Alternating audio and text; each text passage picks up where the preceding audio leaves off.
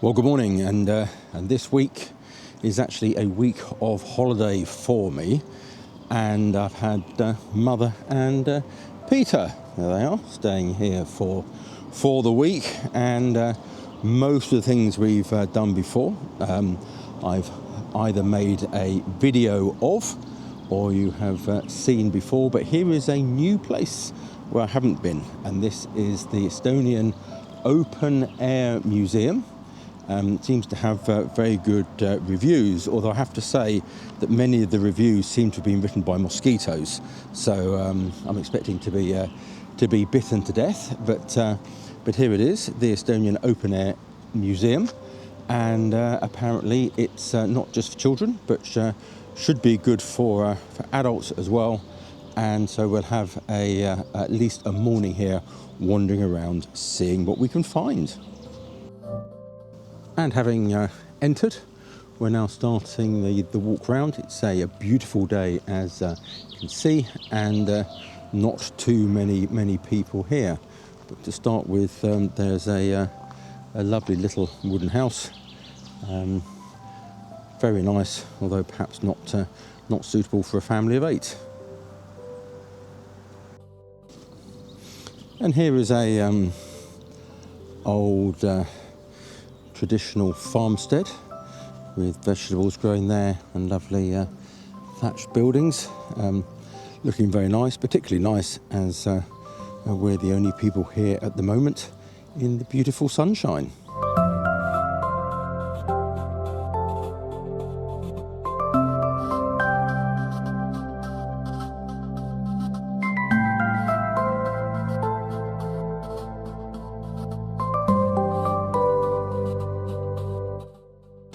A rather cosy bedroom here.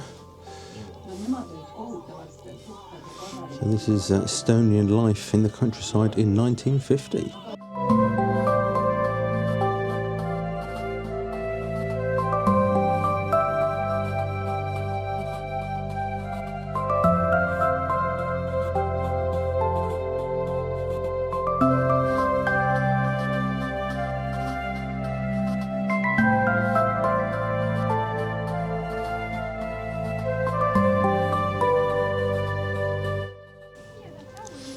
And here's the forge that the farmer who was the old farmer in the village, and then after collectivisation he kept his forge going to repair the village tools. And here was the sauna.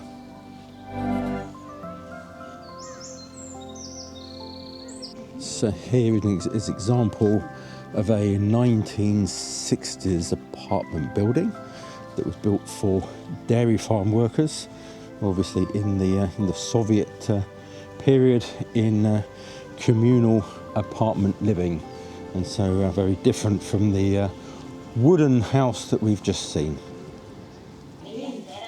And so inside, the 4 apartments have each been set up to be a different decade, showing how people lived in the different times. And so kitchen here is interesting. No one's done the washing up there. Some cooking going on, and the table there looks as though someone has just left, and all the cigarette butts there, and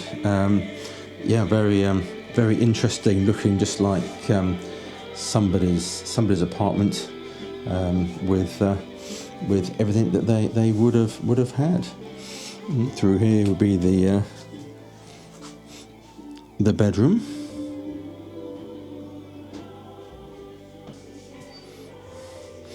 The bathroom, where the washing machine is.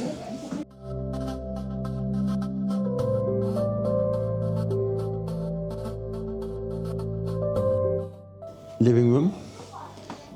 I have to say this is really well done, and a more overflowing ashtrays as a sign of the times.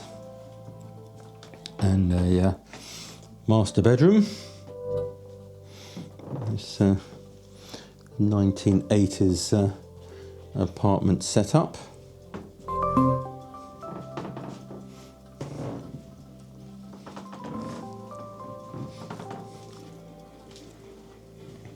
And finally the toilet there.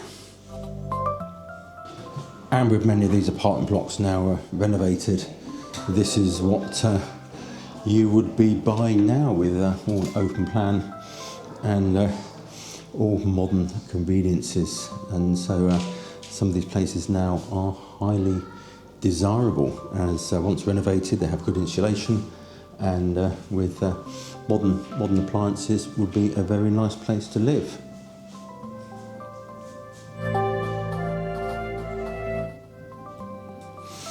And upstairs we have the 1967 apartment, as it would have just been built, with the toilet, a storeroom there, a very traditional kitchen with not much in it, and the bedroom beyond.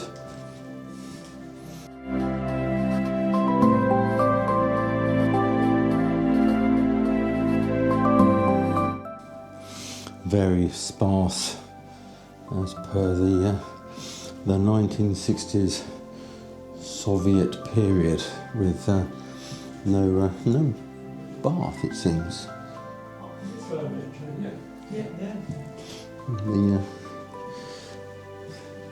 The living room area.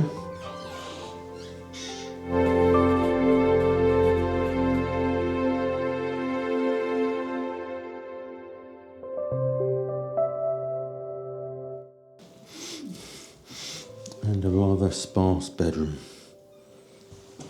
And from the 1960s into the 1970s, with the same sort of setup, and to be honest, not much difference. Bathroom and hot water there. The same sort of kitchen setup with a wood burning stove. A bedroom there with some rather creepy dolls. Pop book on the wall, looks a bit like the Beatles, but probably not. And moving round into the other room, the living room of the 1970s, and there's a bit of a musty smell with another wood burning heater, and I'm sure the owners would have been proud of their bookcase here, and their glasses and their cutlery.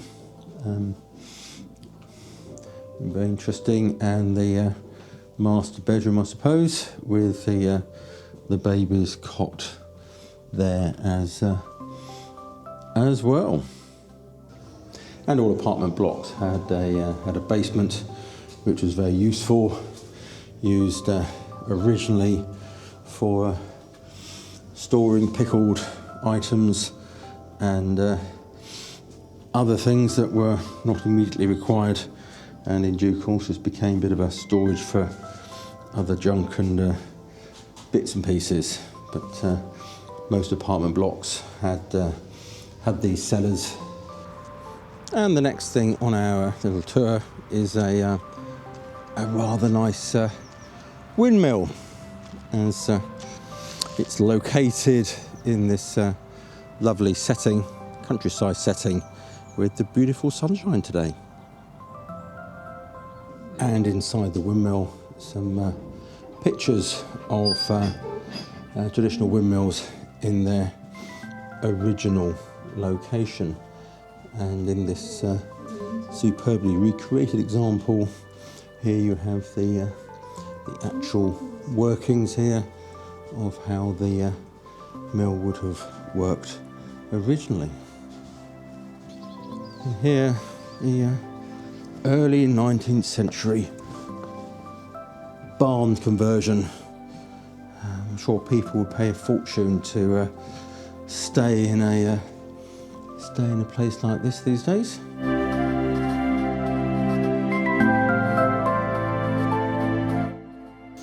And these barns would have been areas where many families would have lived together in communal lives in the 18th, 19th centuries. It all looks very idyllic on a lovely sunny summer's day, but probably not quite so much fun in an Estonian winter. And the next building's very nice with some four-legged tour guides. And there's some nice goats enjoying the grass.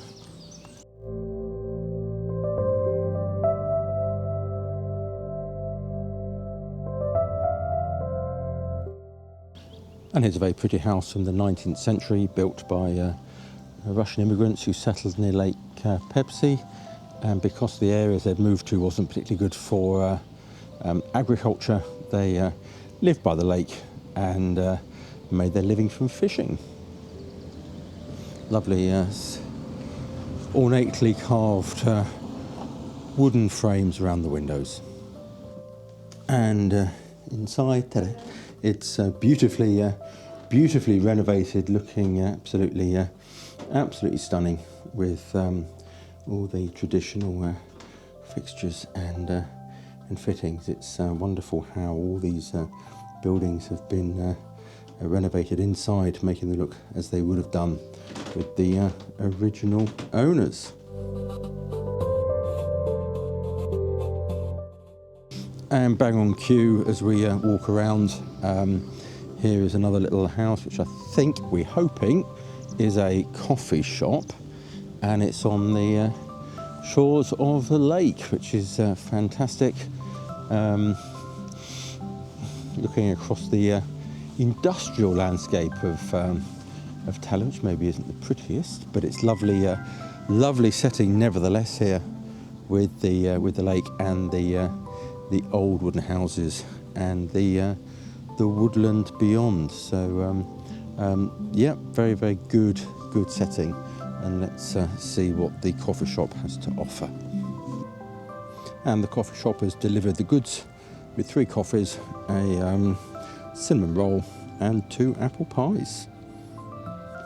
So with some nice windmills in the distance, we're now walking into an area with some more farm buildings to look at. So let's see what we have here. These are more stone built as opposed to the ones we saw before, which were all wooden. So here we have mannequins of a lady and a gentleman talking, and this was called bundling, which was apparently common in the summer nights, and this was paying night visits to maidens in their sleeping places was a common form of socialising among unmarried village youths who had passed confirmation and were thereby accepted as adults. From early spring until autumn, when the girls traditionally slept in storehouses and haylofts and summerly chambers, lads from the same village used to visit them. And the men gathered on Thursday, Saturday or Sunday nights, and they summoned up courage and went to where the girls were known to be sleeping to have a little chat, and sometimes a little more than just a little chat. And that was a common practice into the first decades of the 20th century, after which I suppose Club Hollywood in Tallinn became the more modern version of bundling. And as a leftover from the Jaanipäev midsummer celebrations, I have found a floral headdress. Very fetching, don't you think?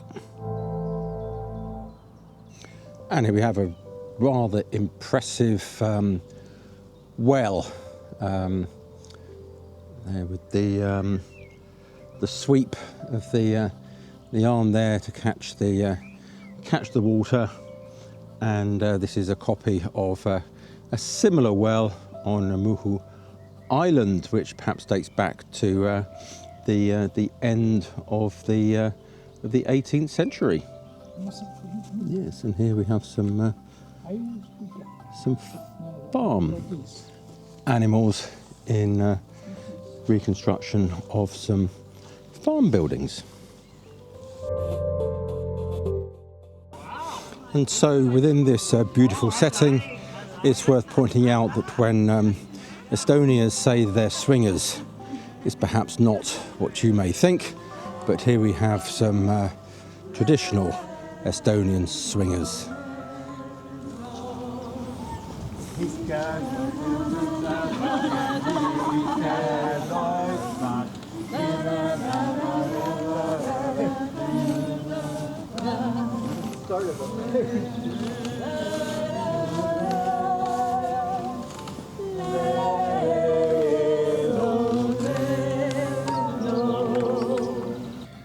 And continuing our stroll, there is a post windmill, different type, taken from a farmstead, and still walking along the coast as the weather gets slightly hotter and the day continues to warm up.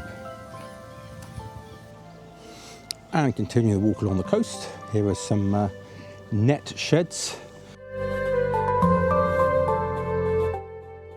And here is another barn dwelling, which is rented by Jacob, I do believe.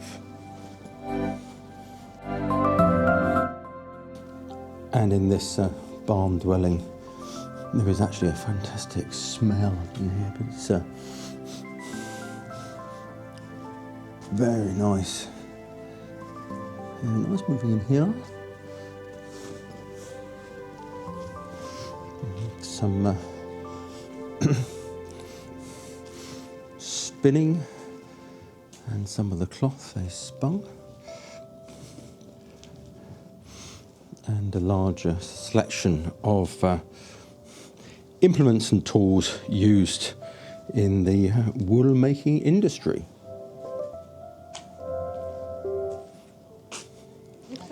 And moving into the 20th century, here is a farmhouse from the period of the First Republic.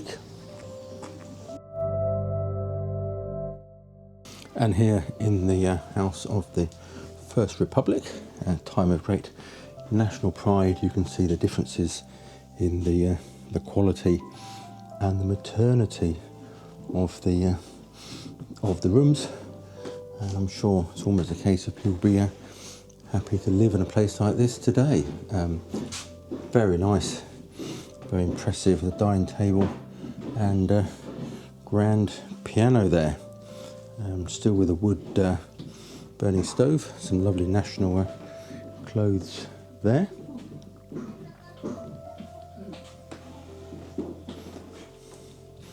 And some simple braid on the table there.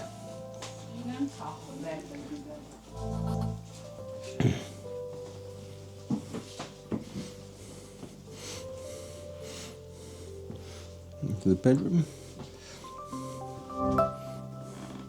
Another bedroom there. And continuing the stroll, trying to see everything. Here is the village shop, which looks rather interesting. So have a look inside there. Oh, and this is a lovely village shop with lots of interesting stuff here. Oh, this is a new one. This is a fire engine shed, which is a little bit different, and built in 1928. Simple fire engine shed, which large villages had. And inside there is a fireman, a horse-drawn fire engine, and various other appliances, with the tall tower up there where the hoses were hung to dry. And here, coming to sight, is the chapel, which is obvious from the little wooden spire there.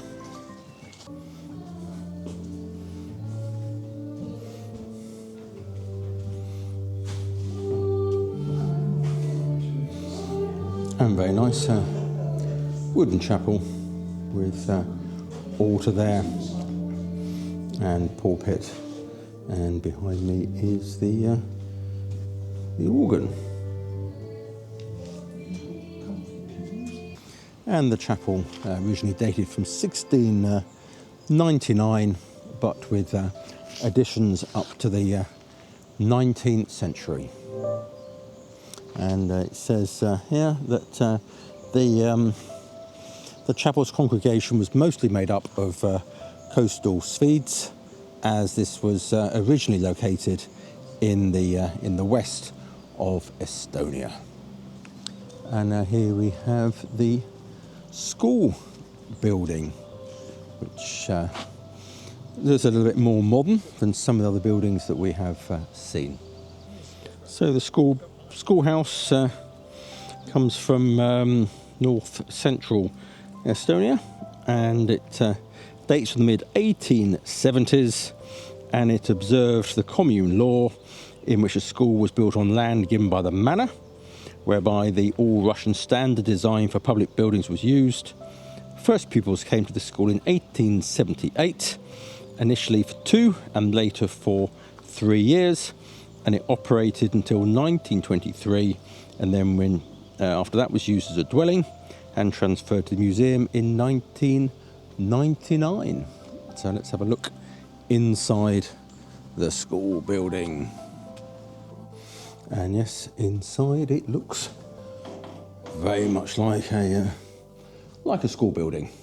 Nice wooden benches, a blackboard, and a place for the teacher to stand, and what looks like a small organ there as well in the corner.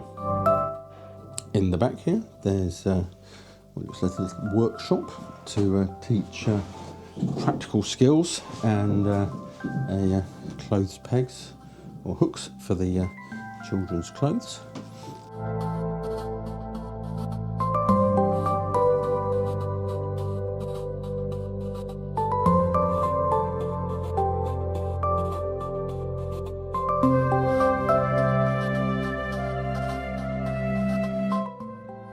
And as we approach the entrance exit, that completes our tour of the Estonian Open Air Museum, which was actually much better than I thought it would be. Really interesting. Weather certainly helped, and of course before we go we'll have to have a look in the shop to see what there is before we get our bus back to the centre of Tallinn.